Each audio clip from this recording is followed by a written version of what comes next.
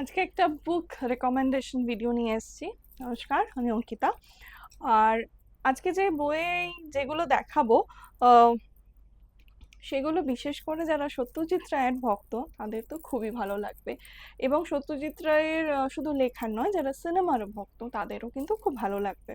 চলুন দেখা যাক। ফার্স্ট বইটা হচ্ছে একেই বলে শুটিং।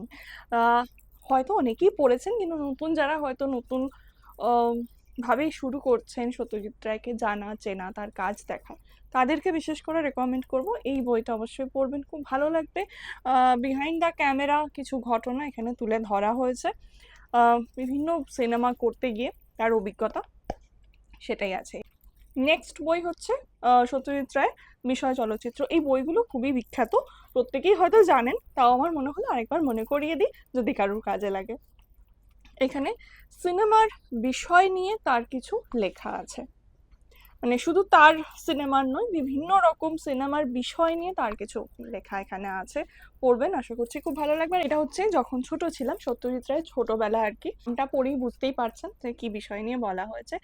এটাকে পড়লে আপনারা সত্যজিৎ রায়কে বুঝতে পারবেন তিনি ছোট থেকে কেমন ছিলেন, এবং ছোট থেকেই ওনার যে একটা শৈল্পিক ব্যাপার এবং ওনার যে চিন্তা ভাবনা অন্যদের থেকে অনেক আলাদা, সেটা আপনারা বুঝতে পারবেন।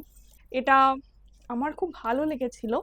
মানে সত্যজিৎ রায়েরই এটা প্রতিকৃতি। এটা হচ্ছে জাস্ট উনি স্কেচের মাধ্যমে ওনার বেশ কিছু এখানে পোর্ট্রেট আছে, বিভিন্ন মানে স্বনামধন্য মানুষের পোর্ট্রেট আছে। জাস্ট কিছু লাইন ড্রয়িং এরকমের মাধ্যমে, বেশিরভাগটাই লাইন ড্রয়িং।